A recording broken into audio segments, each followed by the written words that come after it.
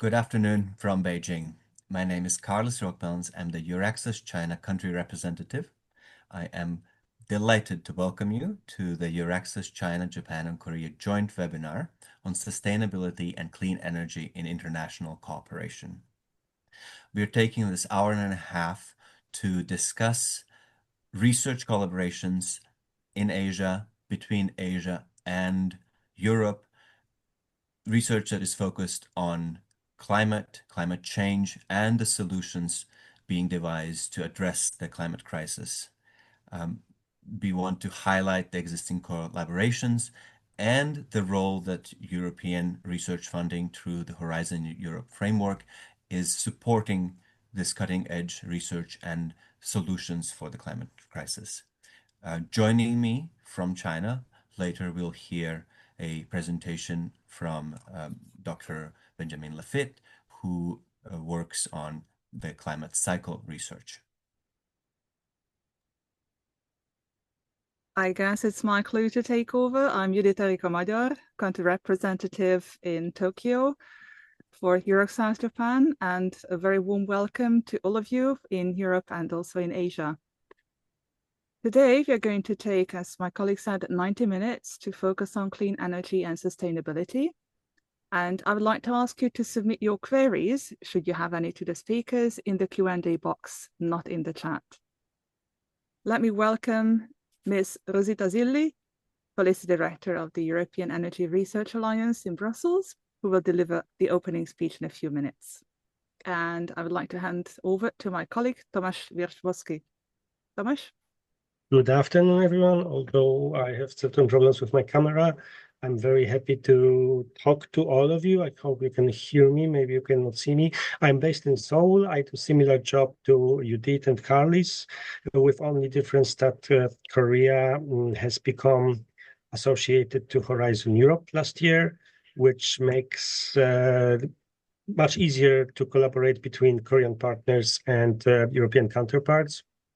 And the aim of this webinar, as it was mentioned, is to talk and search for solutions in sustainable and clean energy. Later on, I will pass the floor to Professor Zeliger, who is a professor at Hallym University, and at the same time, he has been a representative for Hans Seidel Foundation in Korea for the last 23 years, and he has been involved in many international collaboration projects regarding climate change, sustainable energy in the Korean Peninsula. Thank you. Thank you, Tomasz. Again, the floor is mine. And with that, I would like to invite the opening speaker, Ms. Rosita Zilli, Policy Director at the European Energy Research Alliance. ERA is Europe's largest low-carbon energy research community. In this capacity, she is responsible for analyzing and shaping strategies related to EU and international policies and regulations linked to the clean energy transition, providing strategic guidance on ERA's positioning and contributing to the definition of long-term policy priorities. Prior to that, she served as Deputy Secretary General at EuroCoop, the European Community of Consumer Cooperatives, and worked in the field of international cooperation in Bosnia and Herzegovina. Currently based in Brussels, Rosita Zilli holds a degree in International Affairs and Diplomacy from the University of Trieste, Italy. Ms. Zilli, the floor is yours. Thank you. It's perfect. Thanks a lot. Thanks a lot, Judith. And good morning, good afternoon, good evening from wherever you are connecting to this webinar.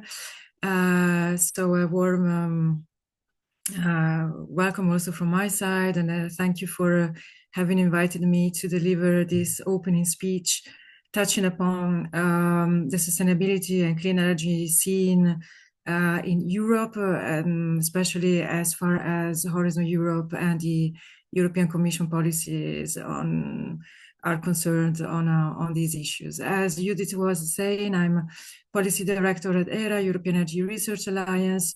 We bring together 250 leading organizations, mainly universities and RTOs, across more than 30 countries in Europe. So I will start with a general setting the scene, touching upon the novelties which are more of interest to our community of this new EU mandate, the new European Commission, European Parliament setup that we have, and also, of course, the changes which are of interest to the Council. We're in a different setting, in a quite different setting since the last mandate, which terminated last year. So now we are in a new EU institutional framework, which differentiates from the one before, as being much more polarized, much more fragmented. And we have seen also the emergence of several different mantras guiding policy action as far as the clean energy transition is concerned. For example, of course, we have identified a few key mantras, as we call them, which guide policy and political action at European institutional level. And of course, the first one is competitiveness. It is something which has been coming since a few years already, and many of you may recall the Draghi report on European competitiveness, which is still a report which is highly influential on the EU political and policy scene. And then, of course, all the drive towards simplification, diversification, which I think is particularly interesting and relevant for the discussions we are having here today, strategic autonomy, or even under the new work program of the Commission for next year, even independence. It has been called Europe's independence movement. And of course, everything which is which turns around the key concept of resilience. What does it mean for energy? For energy, all this translates into the need to step up efforts as far as security of supply is concerned, affordability, and of course, diversification, which means diversification of suppliers. We know the difficulties we have now for China regarding critical raw materials, for example, and at the same time also the need to step up clean tech in Europe. And here we have two big policy files, which are the Net Zero Industry Act and the Critical Raw Materials Act. Something with which our community grapples a lot is the European Green Deal. We've been asked many times, what about the European Green Deal? And our understanding is that, and what we also mirror back to our community, is that the European Green Deal is still there, is still there mostly from a legislative and regulatory point of view, but politically is sailing towards troubled waters. So we would say that politically is much weaker than it was, of course, in the previous term. And that we see it that it is relevant as only insofar as it connects to the mantras I've been mentioning earlier on. So competitiveness, simplification, diversification, strategic autonomy, resilience, because everything which is more related to climate, to nature, to biodiversity, we see it much more deprioritized under this new EU institutional term.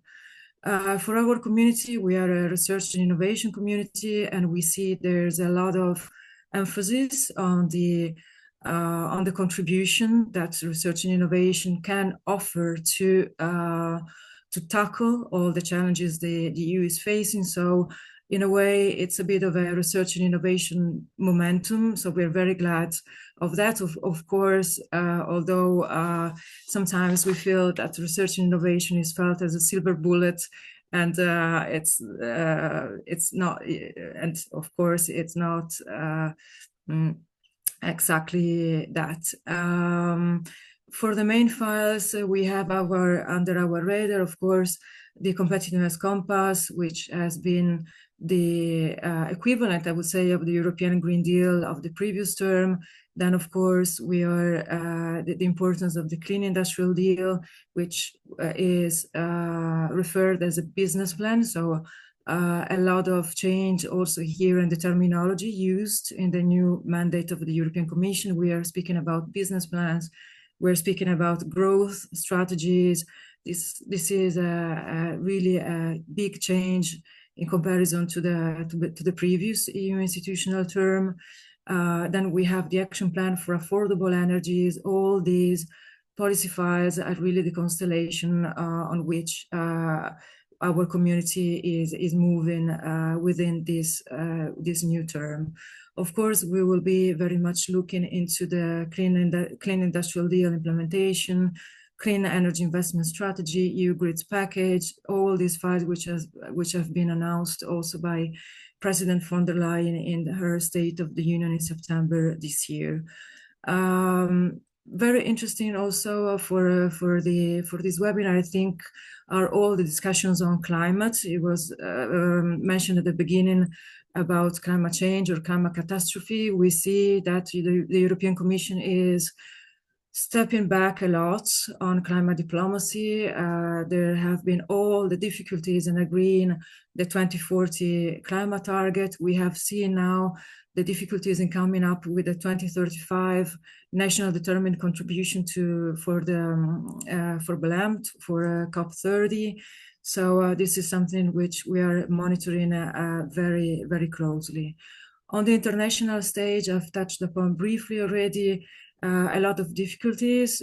We have more tense relationship with the US and everything which you will surely know about the US trade agreement, which has a lot of implications for energy. We have the China's restrictions on critical raw materials. This is something on which the European Commission is working steadily because, as of course, they are key to carry out the clean energy transition.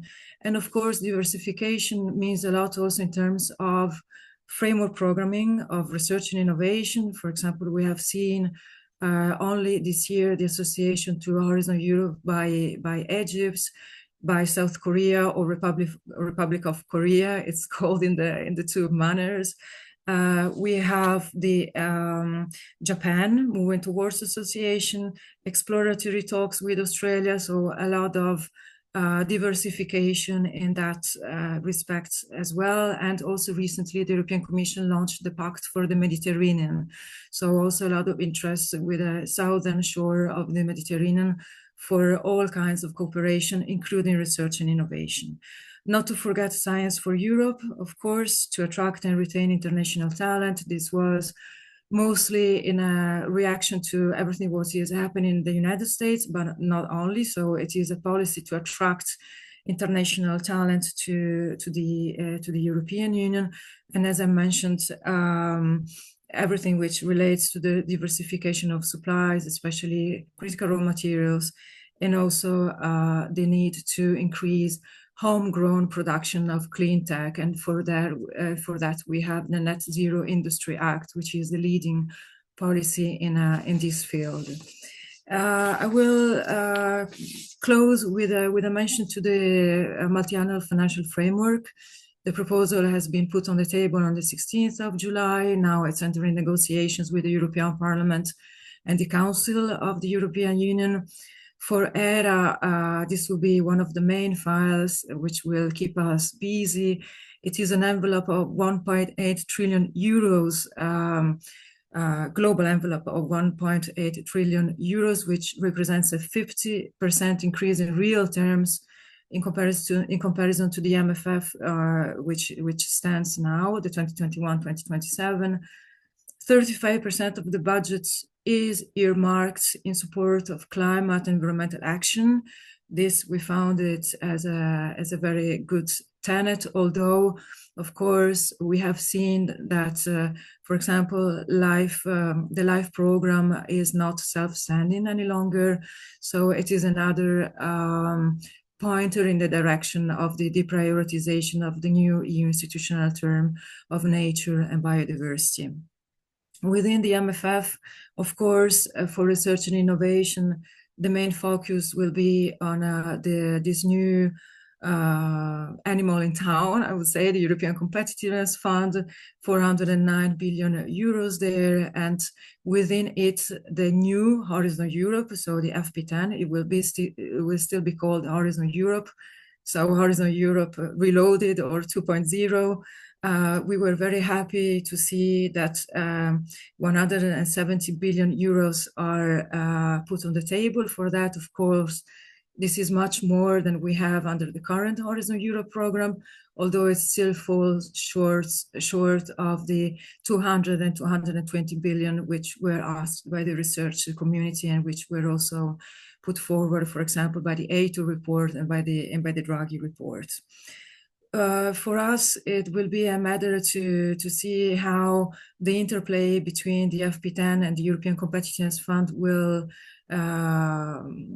will be sorted out, especially as far as the Pillar 2 and the policy windows in the European Competitiveness Fund is concerned. And I will just conclude on mentioning Pillar 2. So the new Horizon Europe will still have pillars, one more than the Horizon Europe which we are operating now. And for us, it will be very important to see that Pillar 2, which is collaborative research, still has the space it deserves. It's still the biggest budget within the new Horizon Europe, but we see a lot of emphasis towards high TRLs, towards low TRLs, and of course, the middle TRLs, the collaborative research needs to be adequately funded for the innovation funnel not to dry out. So this is a bit of the constellation on which we are moving at the moment, and also the policy and the research and innovation funding, which we are closely monitoring and looking at for now and for the next months and years. And with that, I will close my intervention. And of course, I'm very happy to take questions. Thanks. Thank you very much for the opening speech. Much appreciated. And we would like to also mention that Japan is about to be associated to Horizon Europe Pillar 2, similar to Korea. We are very much looking forward to the developments in this regard. And we hope that this will also foster collaboration between the EU and Japan further.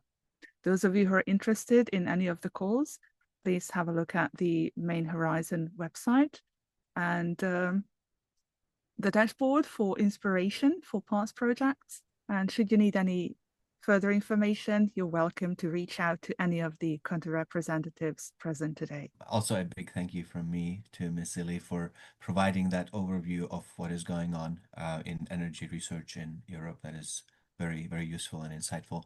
But now we are moving to the spiciest part of China, Sichuan, also famous for its pandas. Dr. Benjamin Lafitte, who is currently doing a postdoctoral research at Chengdu University of Technology, is based there, and he's coming in live from there. He will present his research currently done at Chengdu University, but he is a long-term Sichuan person. He obtained his PhD at Sichuan University and did his field work on CO2 absorption by trees, also in the mountains of Sichuan. Dr. Lafitte, the floor is yours. Okay. First of all, thank you everybody for the invitation. I'm sure this is going to be a very great and successful webinar.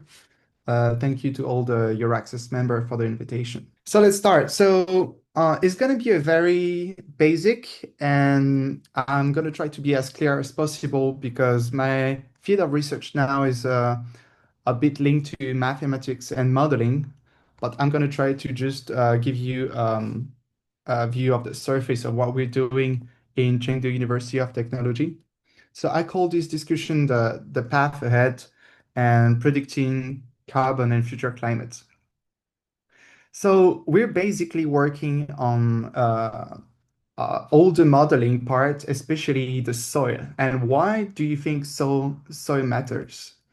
First, soil is a very precious mixture of whatever is living, including arthropod, micro biodiversity, including fungi and bacteria, but also the never living and the dead. And it's, as you may know, a vital resource for 98.8% of our food. But also, and most importantly, soil is very important in regulating carbon cycle because it can store more than two-thirds of the Earth terrestrial carbon. This is actually more than the carbon contained in vegetation, but also the atmosphere combined. So here I'm going to talk first about what we're doing, especially how to predict this soil respiration, which I will define shortly. And then I will talk about another project that we have also in collaboration with the CEAA in France, and especially the Laboratory for Climate Change close to Paris with Professor Philippe Siès, which is also a member of the IPCC. And I will talk about what is the role of the biodiversity for the carbon cycle, which is a part that is most of the time not really mentioned. And last time, I would just give you a brief talk about the scenarios for future climate and why our study is important for the scenarios. So first, how to predict soil respiration. So soil respiration is a very well-known concept now, which is actually the part of the carbon that is released from the soil. So we're not talking here about the anthropogenic carbon, the human emission carbon, but this is a natural phenomenon of the carbon that is released from the soil, caused by different parts, like the respiration from the microbes, but also the respiration from the roots and the vegetation. And this carbon respiration is actually the second largest carbon flux between the land and the atmosphere, just after the photosynthesis, which is kind of the opposite, which is all the carbon taken from the atmosphere to the soil. So the main question here, and the main question we try to understand for our research is, do we have a carbon sink right now on land, or do we have a carbon source? So this is a very, very important question, especially because we know at some places we can store more carbon than we emit. But because of climate change, of course, and the warming of the soil, sometimes we have a carbon source, means more carbon is emitted from the soil that is actually stored by the trees. So what we need now is we need some accurate estimates of soil respiration and also try to better understand the drivers of this soil respiration. And this is going to be helpful actually to better predict future climate and include this new data of soil respiration into our new modeling frameworks. So modeling is actually very challenging. So this is the kind of scientific papers that you can find in the research community on climate change. Some say models are not complicated enough, we need to increase the model complexity, or some others we say we compare some models to our new data, but they're all wrong. So it's always a challenge to find competitive and also contradictive, because all the new research right now are always contradictive, and we're not sure where the carbon actually is. So even in the top scientific journals, sometimes you can find a paper published 1 month after saying, oh, this last study is wrong. So the main reason is we're doing this job is because all the previous study that tried to work on this carbon respiration didn't find any consensus. So as you can see on this graph here, the soil respiration that you have, let me get a pointer. The last carbon respiration that was published was around 2022. And you can see the very, very large range of estimates in petagram carbon. So we're still not sure how much actually is emitted from the soil. And most of these studies actually use something called empirical models based on basic linear models and basic data. But more recently, we've been trying to use data-driven machine learning models. And especially here, what we do is deep learning. So deep learning is actually used in a lot of things you do every day, but this deep learning model is actually based on a lot of data, big data that we use from, for example, the data from the NASA or data from the Copernicus. So we use data from American and European sources. And we actually use a model called MLP. I'm not going to go into the details here, but it's actually a deep learning framework that allow you to use those data and put them together to actually generate what is the soul respiration across the globe. And to do so, we collected a lot of data around the globe that are actually observed data of soil respiration. And we put them together with environmental variables that I talked about for data from NASA, like, for example, temperature or precipitation, and some more demographic data, and also some vegetation information, for example, the net primary productivity or gross primary productivity, also the leaf area of trees, etc., etc. And then we can build our deep learning model that is actually allowing us to predict spatially and also temporally soil respiration at a global scale. And this is a paper we published recently in Global Change Biology with the European researcher, Philippe Sies. And we also try to find which are the drivers of this soil respiration. And as you can see here, we have a map with a triangle. So green is for vegetation, red is for temperature, and blue is for precipitation. So we can better understand, especially what are the drivers of these emissions. So this is a very interesting map because now we know, like in some areas, for example, in Europe, the main driver that causes this carbon to be released from the soil into the atmosphere is basically temperature. And this is the case for most of the northern, I would say, northern latitude region and areas. Okay, so this was the first part of what we're doing, and more recently we've been working on biodiversity because this is maybe a even more complex challenge than climate change or CO2. And I would like to start with a assessment of the current situation. So some researchers, they call this the two-third crisis, because in few years we lost more than two-thirds of our insects globally. And in few decades, we lost more than two-thirds of the wild mammals. And in 1,000 years, we lost nearly two-thirds of the plants. And this is not mainly the consequence of climate change.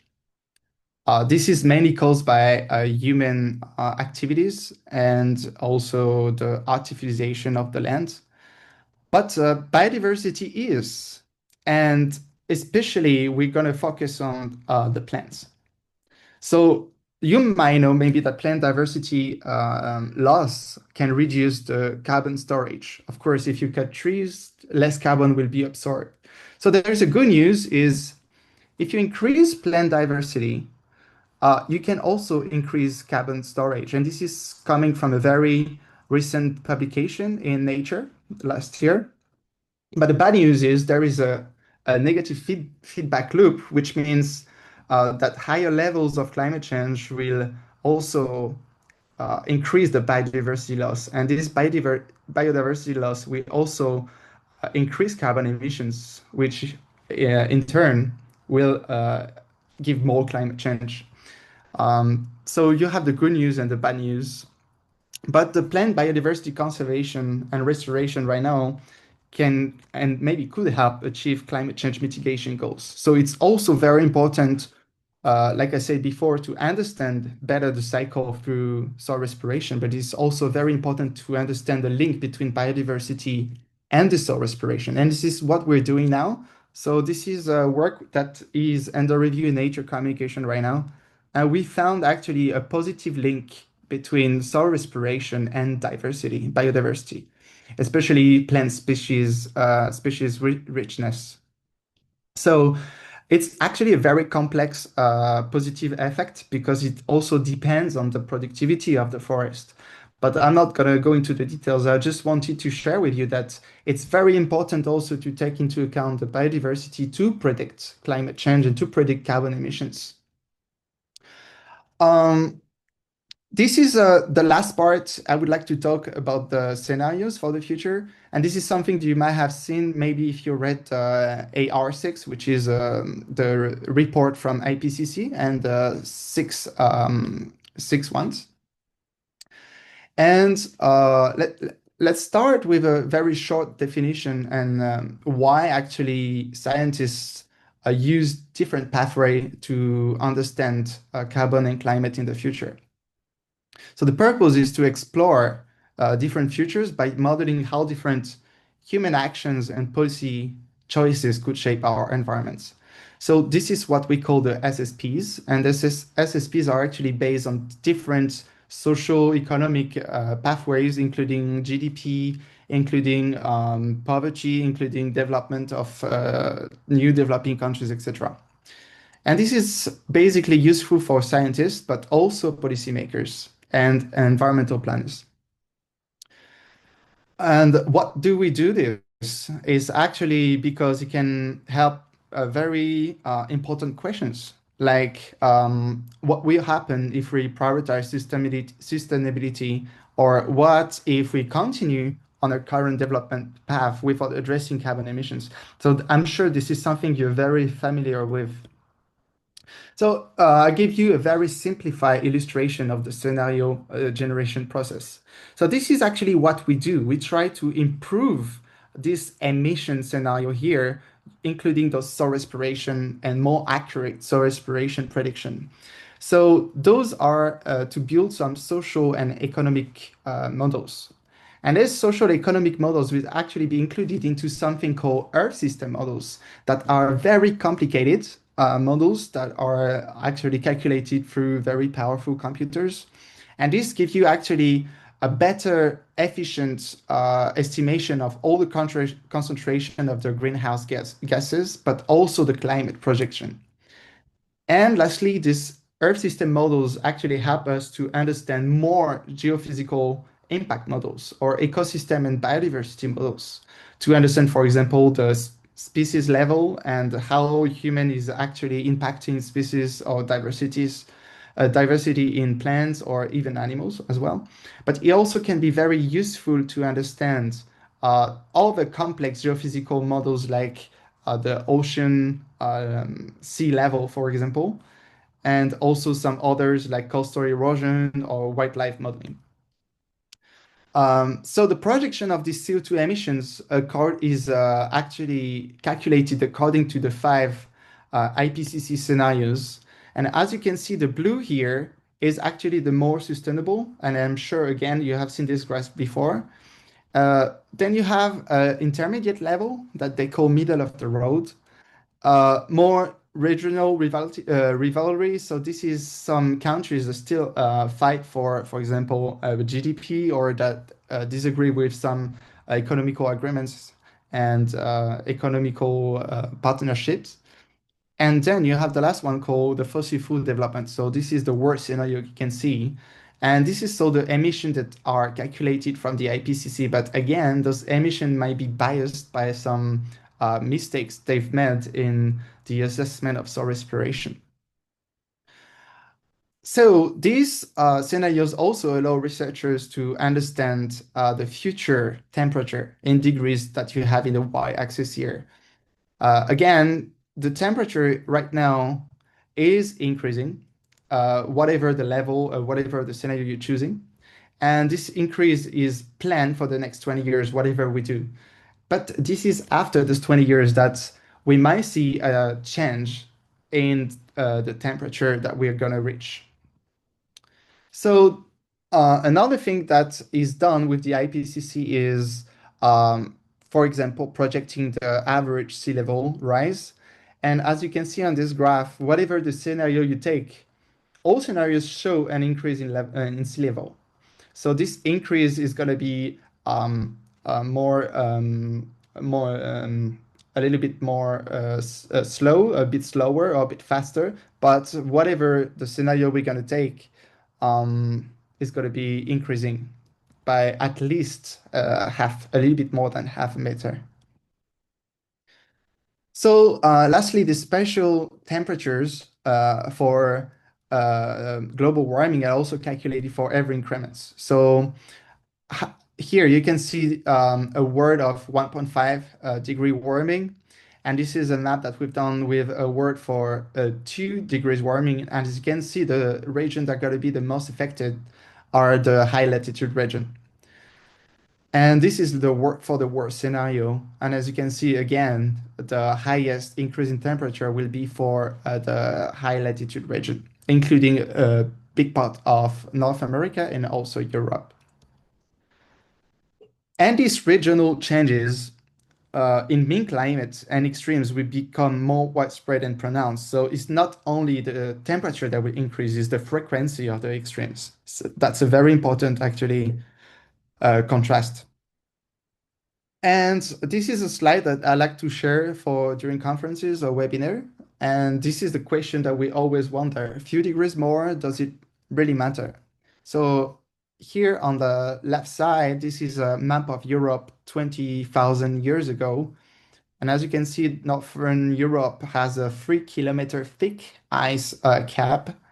And most of Europe is actually what we found in the Siberian uh, desert and maybe some boreal areas, with some dry steppe here in Spain and South Europe, Italy, Greece, and some tundra in the Central Europe. And this is Europe today. So as you can see, we have a cool temperate forest climate. In red here, you have a Mediterranean climate, which is a very nice climate for now. And my question is, how many degrees in mean average global temperature is the difference between those 20,000 years and Europe today? So what is the difference in degrees for the average mean temperature around the globe? And it might sound like it's a lot, but this is actually only 5 degrees. So 3 take-home messages from what we do and what we need to do next. The first one is understanding soil respiration is very key for future model projection, because this soil respiration is a very complex process that is still studied right now. And this is going to play a really critical role in the global carbon cycle. And also this will impact how we see the future climate. And it's very important because we still don't fully understand it.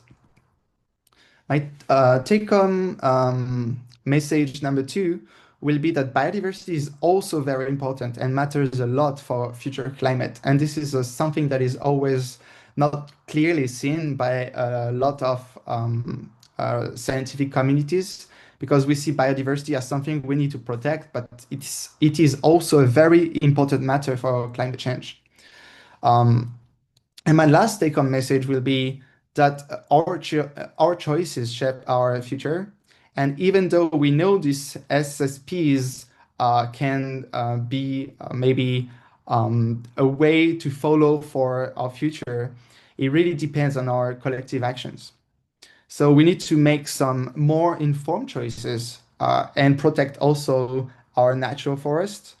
And this can influence actually those predictive way to see how climate will be in the future.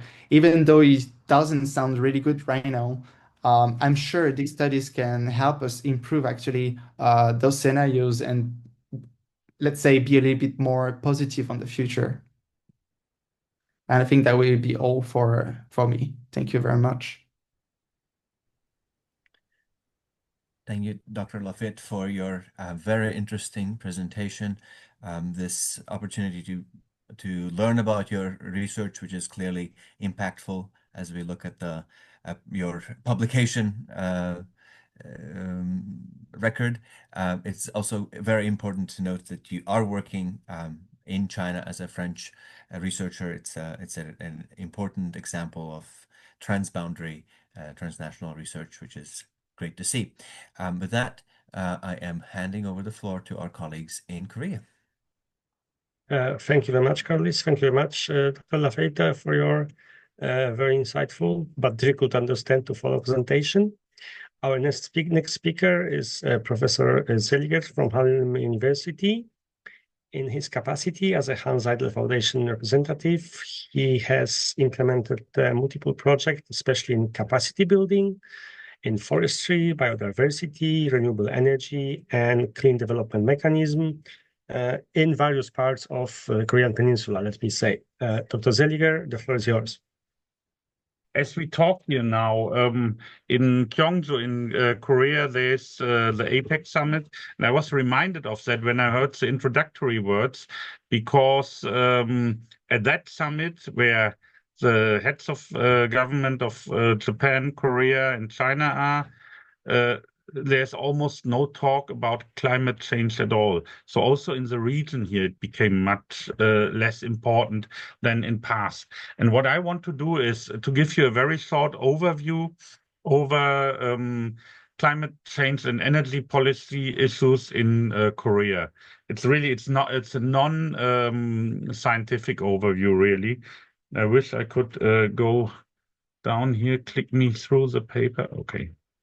So the first thing what I want to say is Korea give you an introduction, but okay. Let's have a look at Korea's clean energy sector.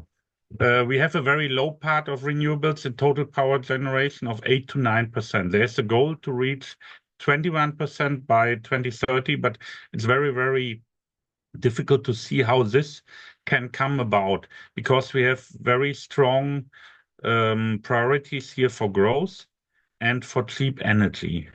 You see here some key institutions, some key projects, which I will not have the time to go through. It's important to see that the largest renewable source is solar power. There's a lot of wind power projects starting now. But we see already that we'll get into trouble, and that refers a little to the last presentation with biodiversity concerns. We have concerns with migratory birds. We have concerns with offshore production in sensitive maritime ecological contexts. So that will be very difficult to enlarge a lot.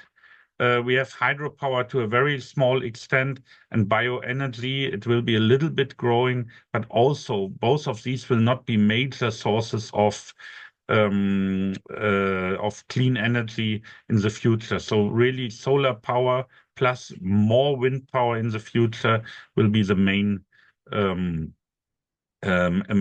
sources of clean energy.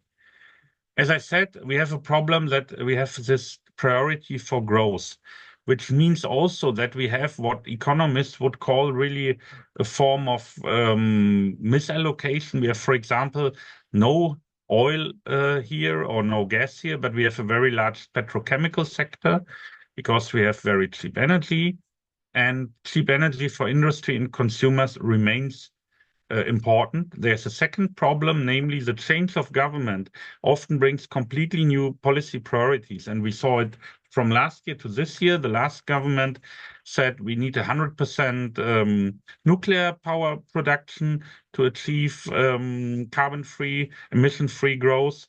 And this government now, which we have now, they again switch to what they call clean energy, that is solar and wind power.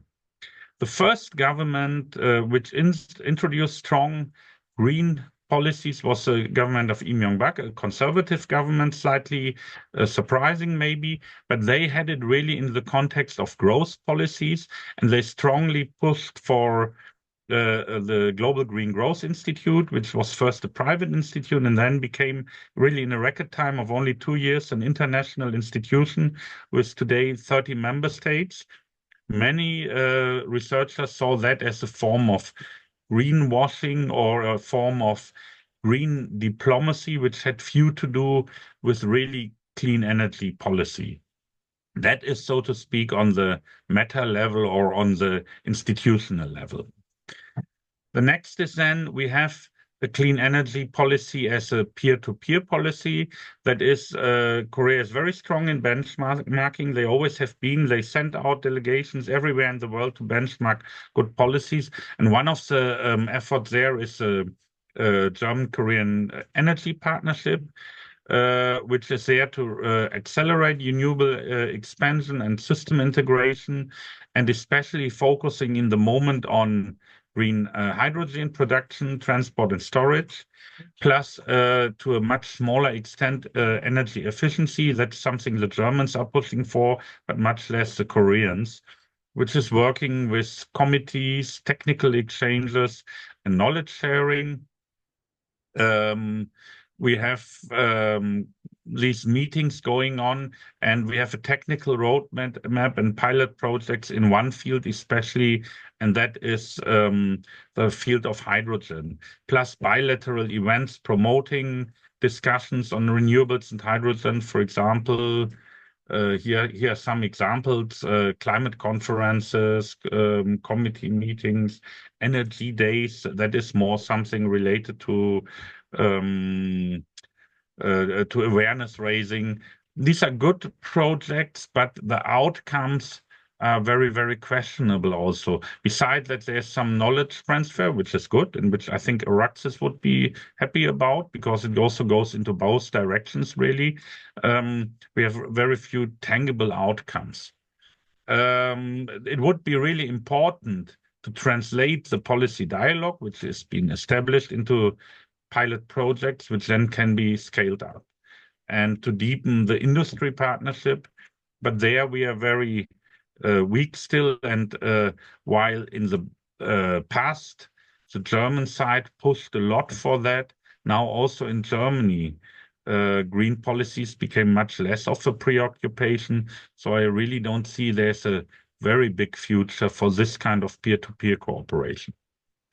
Finally, we have something else, and that is a clean energy developmental approach. And that, again, closely links to what we saw before with the establishment of the Green Growth Institute. Korea is very good to sell the few things they do actually on clean energy, and KOICA is one of the institutions. It's a Korean International Cooperation Agency, which is now quite a major donor internationally, and they support sustainable energy transition in developing countries. That's part of Korea's what they call the Green New Deal and ODA policy, to focus on climate resilience, low carbon development, renewable energy access, and capacity building. And we have a lot of projects, for example, in sub-Saharan Africa on mini grids and solar projects. We have larger hydropower and solar development projects in Southeast Asia, and hydropower projects, again, are not very, very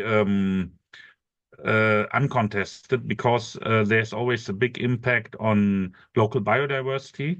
We have technical cooperation on energy efficiency and smart grids, countries like Indonesia and Uzbekistan. And I think their Korea is really, really strong. And so that's something very commendable, because we can here improve energy grids. We can get rid of energy losses, which makes their economy work better, and also gives them a better ecological balance. And finally, there's support for policy and planning through the GGGI, which is an international organization, but strongly linked still to Korean policies, and also UNDP partnership. So these smart power grids are one, like here in Tajikistan is an example, so as one of these projects. To improve electricity access, to reduce CO2 emissions, have local green jobs, policy impacts through training programs, and active alignments with SDG. Finally, coming to a conclusion, that's not so easy. Korea's clean energy policy is definitely still stronger in words than in deeds. It's very aligned with other policy goals, in particularly growth, but also, for example, geopolitics. We always see a lot of effort in countries which somehow Korea deems important for political reasons. For example, Mongolia, where they also have very interesting policies in afforestation, for example, biodiversity. So partner countries are strategically chosen. And as I said, Korea has a long tradition in benchmarking. My last remark, we still don't really know so much about climate change and biodiversity. Because I also work in biodiversity, I want to refer you to the previous presentation. There's just a new paper from University of Arizona, which claims that the mass extinction is really not happening, which we see. So the most important thing, I think, for climate change and also for discussing issues like biodiversity and climate change, it's to do more research. And I think EURAXESS in all these three countries, and naturally also our European researchers, play a real important role there.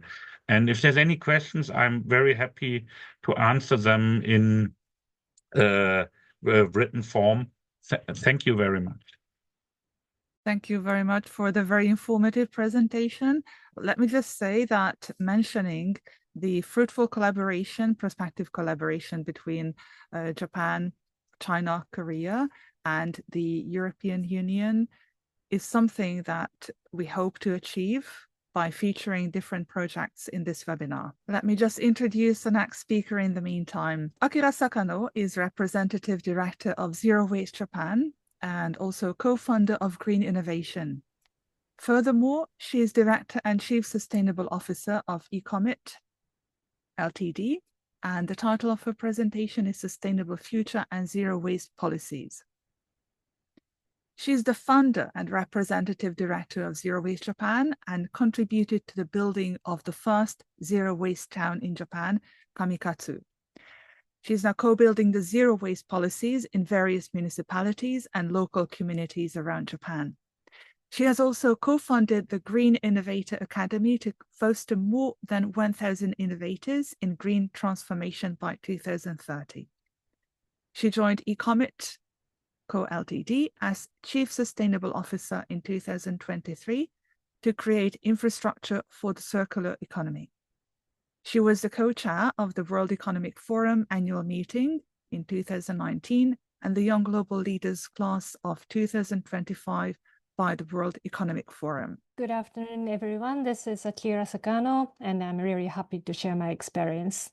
So I myself has been working on the waste reduction or zero waste field for quite some time, and an advocate for the circular economy as well.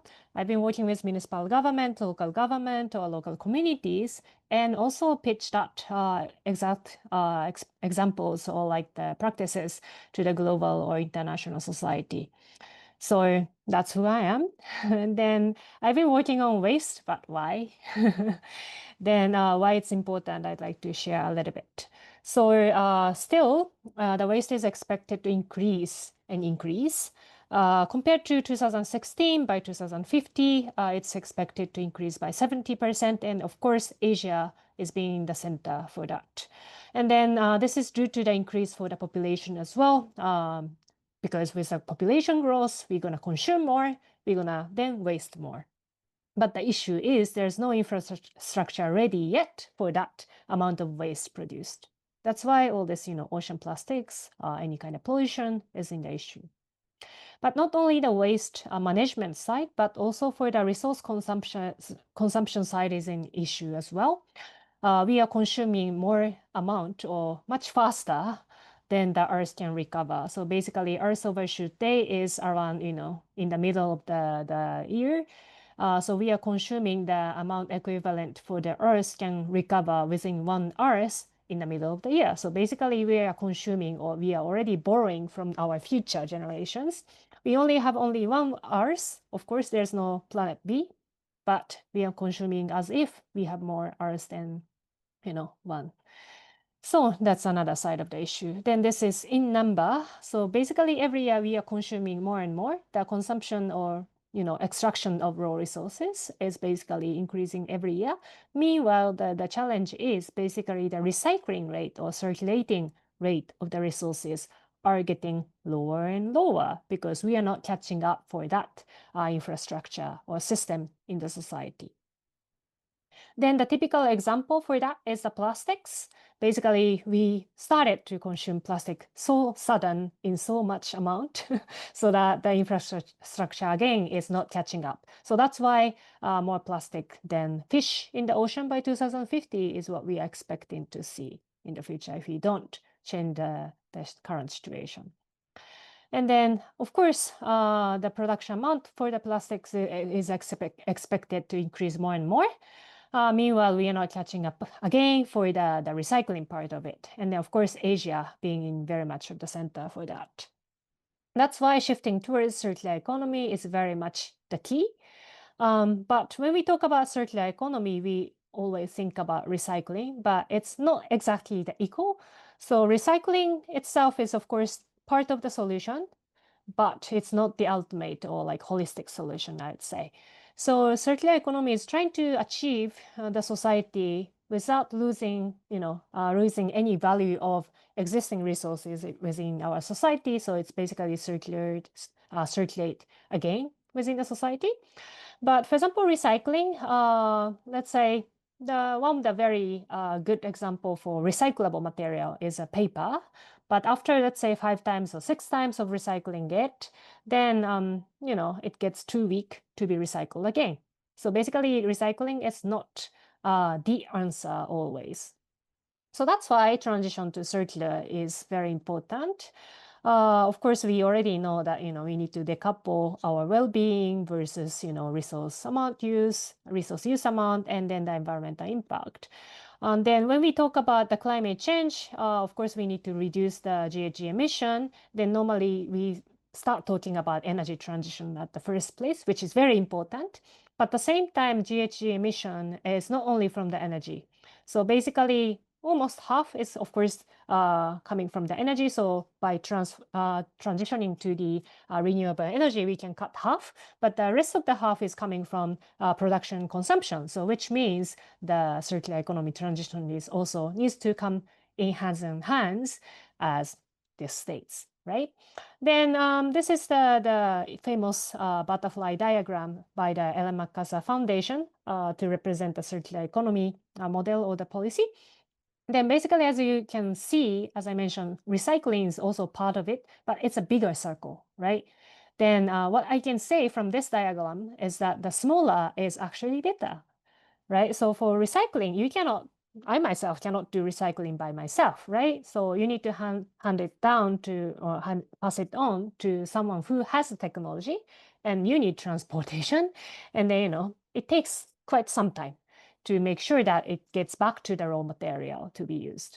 But for example, if you, let's say, give your clothes that you're not wearing that often these days to your friend, then that's, doesn't cost any energy.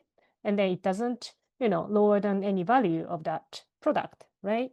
So that kind of, simple example of like reusing or repairing or, smaller circle activity is actually very much valuable in the circular economy-based society. Then that's why I've been working with the local communities, because they are the essential focus for that. So that's why as a Zero Waste Japan, which is my organization, has been working with municipal government, local communities, and local businesses or local stakeholders in various ways. Then typical example is the Kamikatsu town, which declared the first zero waste ambition in Japan back in 2003. Then actually, just to give an context in Japan, people often think that Japan is a clean society, you don't see trash in the road and so on. But actually, looking at the numbers, our recycling rate is quite low. So as you can see here, it's only 19%, 19 only. While we are practicing so much sorting, recycling is of course in the system, but it's not actually showing in the number. Why? Because we are quite locked in with the incinerator facilities across Japan. Yeah, I think still Japan ranks in the top in terms of the number of incinerator in the world, maybe. But anyway, we have very much many incinerators here in Japan.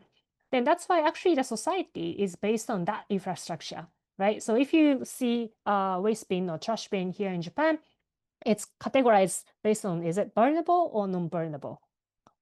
But if you try to burn, most things can be burnt, right? So basically, this is a system design. But when we're trying to shift towards circular economy, you really need to think differently and then design differently, right? So that's why actually that first zero waste town called Kamikatsu, what they did was that, or what we did, was that looking at waste differently. So we started to think, okay, is it reusable or not? Or is it recyclable or not, right? Rather looking at, is it burnable? So that's how we redesigned everything. So we did various things, but basically by doing so, we could have achieved more than 80% of recycling rate versus our national average is below 20%. And then of course our reuse location, we have, a nice place people can bring in something they don't use anymore, and then you can take it away if you want it, right? So that place always had more than 90% of reusing rate within the community. At the same time, we don't even collect organic waste, so it gets composted at home 100%. Then, of course, we could achieve cost cutting for waste management cost. But what's more important was that actually the waste collection center itself, where people bring in their own waste from the household, became the community center because everyone produces waste anyway, right? So people actually bring waste to the waste collection center. So it gets to be the place that the most visited location ever in the community. So that's how waste facility is normally considered smelly, dirty, you don't want to go there. But it shifted towards, okay, it's the location you can actually meet other people, you can chat, you can actually exchange information. So that became the community center, and that was a huge transition. Then we could also engage like different stakeholders in the town. For example, grannies started doing upcycling craft shop and so on. So this kind of activity expand, right? So basically, environmental policy or waste management policy became more of the community revitalization policy. So that's how Kamikatsu became quite world famous in terms of the zero waste town or zero waste practices. We receive so many people, more than our population every year, to learn about zero waste practices in Kamikatsu. But at the same time, it was also a challenge, right? What we could have done is that, for example, this Kurukuru shop is a reuse shop in Kamikatsu, and then there are quite several Kurukuru shop across Asia because people copied it. It was nice. Then I really value that. But actually, when we receive people from domestically, from Japan, people actually say this sentence. So this is great. Kamikatsu is doing great. But I think it was possible only because it was Kamikatsu. And then there's also a hidden sentence, following this, saying that I don't think I can do it back home. So I really wanted to change that situation. Then that's how I expanded our activities across Japan to work with various other municipalities, communities to bring in different zero waste practices. Then we actually has implemented zero waste policies across Japan in various communities. At the same time, we started working with different stakeholders, including businesses. For example, this is zero waste certification or accreditation system to certify back end or in the background effort of the local shops or the businesses who's trying to reduce waste production. And then we value their activities, right? So we could actually visualize them so that they can use that as a communication tool with their customers. Then for that certification system, we started to partner with international communities. Then one example is with South Korea. We started to partner with sustainability certification body in South Korea. And then we actually now do the exchange program for our knowledge, of course, but at the same time, we do exchange for the auditing system for our each certification system we have. So this is one way.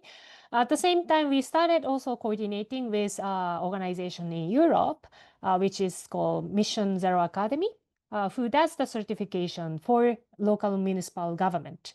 Then we really want to implement the certification system for the local government here in Japan as well. But we really need to customize, right? To do the customization, we again are trying to work with the South Korea organization so that we can kind of customize that for Asian context, and then we could implement in different ways here in the Asian region. So that's what we started to plan and what we started to work on right now. So we really expect for that kind of cross-regional or cross-country collaboration. Then when we look at the impact, actually, when we reflect ourselves what we are making in the impact in the society, especially in the environment, actually for the individual level, the highest impact for environmental impact reduction can be, as you can see, having one fewer child. This is very shocking, right? So that's how much human being ourselves are making impact in our environment, right? Then of course we cannot just say that, okay, we shouldn't have any human in the earth. So that's why we really need to shift our society in the systemic level. Then that's why while working still with the community or local organizations, I also have started working with the business sector more. So then I joined this venture called Ecomit, who does the collection, sorting, redistribution of secondhand or used items. Then we also do the traceability by collecting data, reporting the environmental impact, and so on. Then we also partner with apparel or fashion industry. So we actually do the backside of these collection boxes in the shops or shopping malls, retail stores, or even at the post offices. Yeah. Then we actually do the resale or support their resale for that services. So for example, apparel store, they collect the items and then we do the back end sorting, and then we're gonna bring it back to their shop so that they can actually sell the same clothes twice, right? So originally, for example, the clothes is designed to be sold only once and then they can get the income only once. But if they are making sure that they can, collect it back and then they can sell it twice or 3 times, then of course the product design can be changed. So that's the kind of transition that we are eyeing to make sure that's going to happen in the society, because we really need to partner and change our production side. So that's how we are looking at the shift in the society. So as I mentioned, we are not living within the one Earth size of the resource consumption, but we really need to aim to make sure that we live within one Earth equivalent resource consumption. That's why, for example, we are, providing more accessibility for the consumers or customers to make sure that they can pass it down to someone else when they are trying to, get rid of their items. Or accessibility for the second-hand item is also important, right? And as I mentioned, for the producers, we partner with them to provide our data and then their infrastructure so that they can actually start doing the circularity within their businesses. So we are acting more like enablers. Then, of course, for that, we partner with various international stakeholders too. So for example, our customers for the second-hand sales is in the global network. We also partner with, for example, sorting or AI-driven facilities implementation project together with European companies as well. So these kind of, transition needs to happen everywhere, and we really need to share our knowledge in that context. Then for achieving any kind of project, I really value this concept of wind, water, soil. So basically, I might be acting now more like a wind person who brings more ideas, seeds to different organizations or different communities. Then we always need soil person in the ground who's acting sustainably, continue implementing the action. But we also need water person who's watering that seed to make sure it grows, right? So someone who can facilitate or coordinate the project in between ideas and then the actual action, right? So this kind of balance is what I value and what I try to create in different stakeholders. That's how we started, or how I started partnering with different stakeholders, different sectors. At the same time, now we are working from the perspective of course, from the local government, local community, but also with businesses, between the sectors within the businesses, to make a coalition which can make sure that the national level of the policy making can be influenced. So these are the way I'm approaching to the society right now. So thank you very much. If you're interested, please visit our website or also the Instagram, or you can also search Kamikatsu Zero Waste Japan on the YouTube as well. So thank you very much. I would like to thank Ms. Sakano for the very informative, detailed presentation that also touched on collaboration with not only South Korea, but also Europe. Our closing speaker, Professor Naboisa Nakicenovic, is Vice Chair of the Group of Chief Scientific Advisors at the European Commission. He is Honorary and Emeritus Scholar at the International Institute for Applied Systems Analysis and Emeritus Professor of Energy Economics at the Vienna University of Technology. Further to that, he is outgoing Deputy Chair of the Group of Chief Scientific Advisors at the European Commission and the Director of the World in 2050, Fellow of the World Academy of Art and Science, International Science Council, and the Luohan Academy, member of the Academia Europea, the Montenegrin Academy of Arts and Sciences, the Earth League, and Ambassador of Earth Commission. I would like to thank the organizers for the invitation to participate in the EURAXESS China, Japan, Korea event on sustainability and clean energy in international cooperation. And I'm very, very sorry that I cannot be with you in person, but I'm glad that I have a chance to say a few words. Well, let me first share some of the screen with you to illustrate my arguments about why clean energy and climate change are so important. Well, let me first say that that monumental, converging, and cascading challenges are facing humanity, from wars of unprecedented destruction, human suffering due to exclusion and increasing inequalities, economic crises, and geopolitical disruptions. But most importantly, in my view, in the long run, are the escalating pressure on the Earth system, and climate is central to that. And again, energy is central to climate. So let me just illustrate how we have changed the climate over the past 200 years since the beginning of the Industrial Revolution. That started pretty much 200 years ago in 1825 with the Stockton-Darlington railways that started this explosive development of the convergence of steam, steel, railways, textiles, and many other technologies that brought new institutional arrangements, new human behaviors, and so on. But unfortunately, one of the outcomes of that was also a 30-fold increase in the carbon dioxide emissions and the greenhouse gases that resulted in the change of the global mean temperature. And as you can see, during the 60s and 1970s, the change was not very large. On the left side, you see the global mean temperature expressed in degrees Celsius.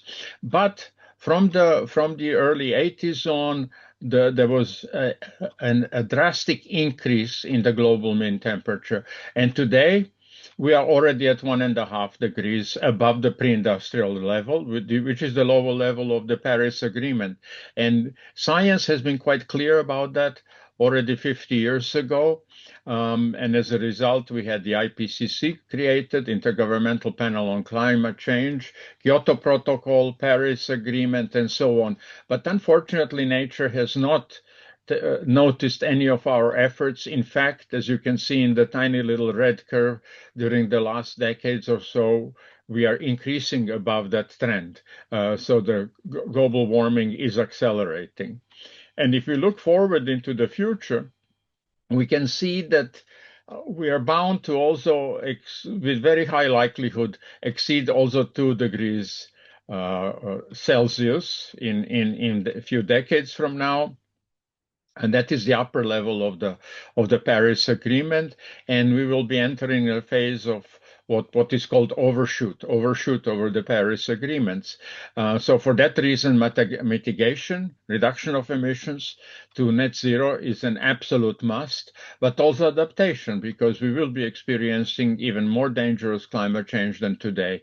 And we might require negative emissions, hopefully through nature-based solutions, but perhaps also direct capture of carbon from the atmosphere in order to return to the levels that are not so dangerous as specified in the Paris Climate Agreement. So that's our challenge, is how to manage the overshoot and make sure we go down to net zero as soon as possible, because for any level of stabilization of the climate, net zero emissions need to be increased, because there is in the first approximation, a direct relationship between cumulative emissions and the temperature change.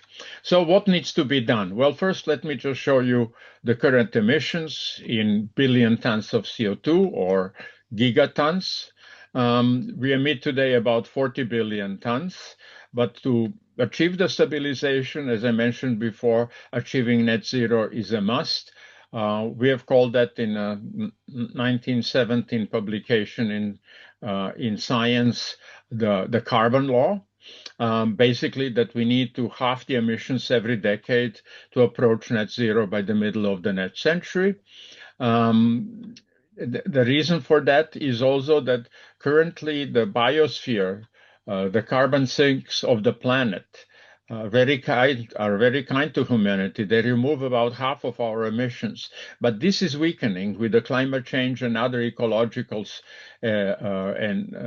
changes in the Earth system, and this is why we will need the carbon sinks, as I mentioned before, shown here in orange and yellow. So it's a threefold challenge.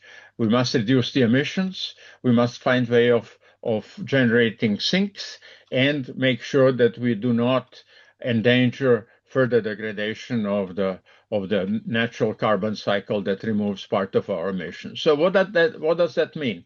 Well, first of all, it means we must immediately redirect investments from fossil fuels to low carbon and efficiency solutions. That means the decarbonization of the power sector, of the energy sector, electrification of all end uses. End use is really essential in energy, efficiency improvements, and also treatment of the natural forestry and agriculture. So we need to achieve carbon neutral economy by the middle of the century, zero carbon electricity, electrified end uses I mentioned before, low and zero carbon fuels, and carbon removal from the atmosphere, including nature-based solutions such as afforestation. But there are also very difficult sectors to decarbonize, such as aviation, heavy industry, and agriculture. But at the end of the day, net negative emissions will be required, as I mentioned before. So that's the challenge ahead of us. And much of this transformation toward a sustainable future for all is anchored in the European Green Deal, that is basically that is an European interpretation of the 2030 agenda with the 17 Sustainable Development Goals.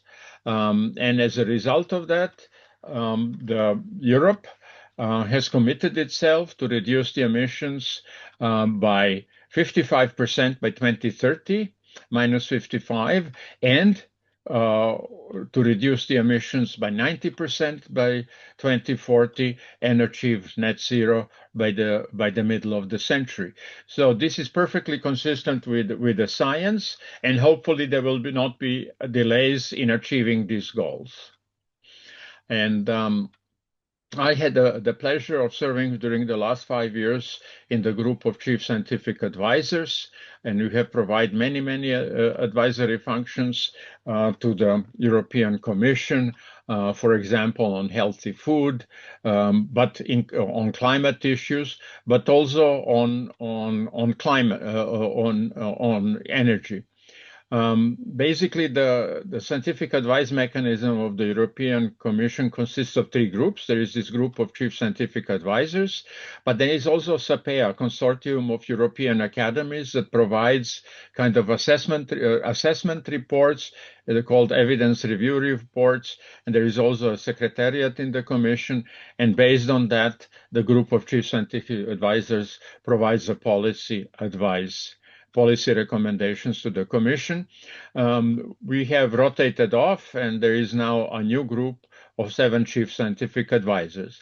So let me just share with you briefly the recommendations in the last policy advice on climate, in which I participated end of last year. Where our first recommendation and foremost recommendation was that the Commission and the world should reduce greenhouse gas emissions as the main solution to avoid dangerous levels of climate change, and that the goals that the Commission has, like Fit for 55, 90%, and net zero by 2050, are the best ways to do that. So we have recommended to continue to treat emission reductions and adaptation, because we are entering in the dangerous area of climate change, should be the highest priority, and also to minimize what I mentioned before, the overshoot and its possible adverse effect. And this is why adaptation is so important. So the solutions are known, as I mentioned before: efficiency improvements and replacement of fossil fuels to carbon-free energy, mitigation of land use emissions and enhancing its sinks. These are nature-based solutions, but also carbon capture from fossil fuels might be required to go rapidly down to net zero, and eventually perhaps even carbon dioxide removal from the atmosphere. So in that sense, our main recommendation was to continue to actively and vigorously invest in research and on deployment of climate mitigation and adaptation. Now, this will require radical changes, and I wanted to illustrate to you that humanity has been capable of achieving such disruptive changes of relatively short time scale. Here, I think these two pictures illustrate this really, really amply. On the left, you see the Easter parade on the Fifth Avenue in New York City. There is one car there. Perhaps you can spot it. Otherwise, basically just horses and carriages.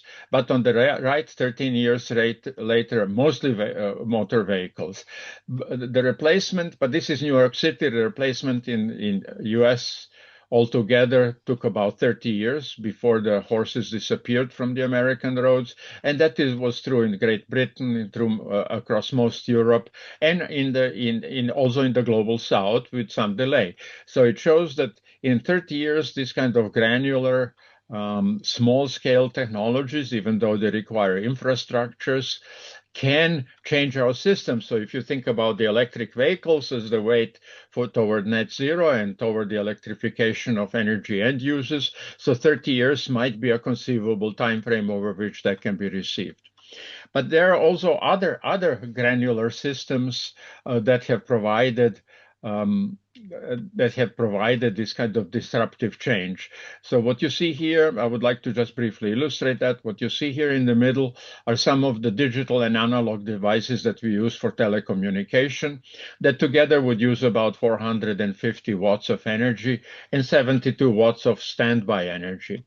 But 30 years ago, digital telephone was introduced, and today a smartphone uses only 5 watts, 1/100th of the energy that the devices that it replaces need, and on top of it provides many, many services.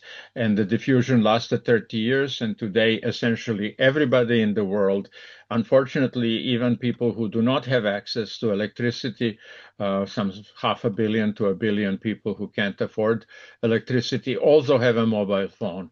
And the other advantage is also a 20-fold reduction in the embedded energy that you need to produce mobile phones, and the needed materials. So it shows that the digital revolution can perhaps bring what we need in order to achieve safe and just future for all. Another illustration of a granular technology are the photovoltaic cells. On the vertical scale, you see an index of costs, say dollars per kilowatt hour of photovoltaic cells, and on the horizontal scale, the number of doubling of the global capacity. And this has been exceedingly successful. Per doubling of the global, each doubling of the global capacity has brought about 20% reduction in costs. So today, photovoltaics are among the cheapest ways to produce the electricity.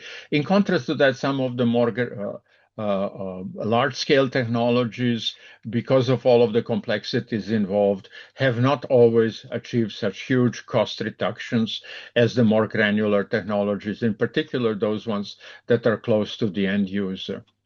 So a possible big change of improving the efficiencies of energy and thereby going toward zero carbon and therefore also reducing the climate change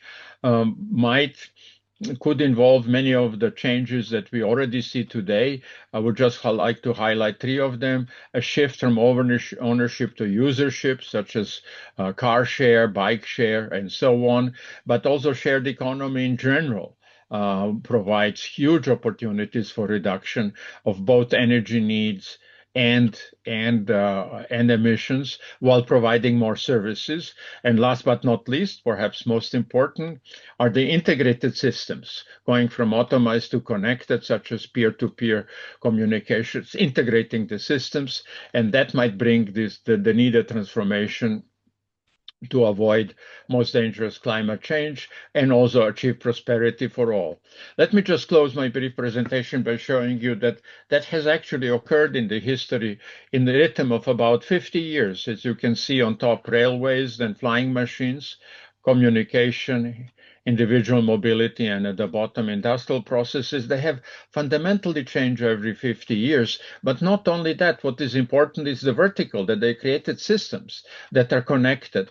And so hopefully by 2050, we will have close to net zero emissions in the world through some of the technologies. I, of course, don't have a crystal ball, and none of us know what will happen in the future. These are just some illustrative examples of how net zero energy system might look like in the future. Thank you very much. And with that, we would like to thank you for your time, for being with us today. And we hope that you have some very useful information as a takeaway. Should you have any queries, please send us an email. The Japan email address is japan@euraxess.net. And it's the same for my colleagues, I believe, Tomasz, Carlos. Korea@euraxess.net. And China@euraxess.net. Thank you for coming today. Please follow us on X, Facebook, LinkedIn, and check out our portals every now and then. You can become a member free of charge of any of our EURAXESS hubs. And we are looking forward to hearing from you. Thank you for today. Thank you. Thanks. Thank you. Bye-bye. Thank you very much. Bye-bye.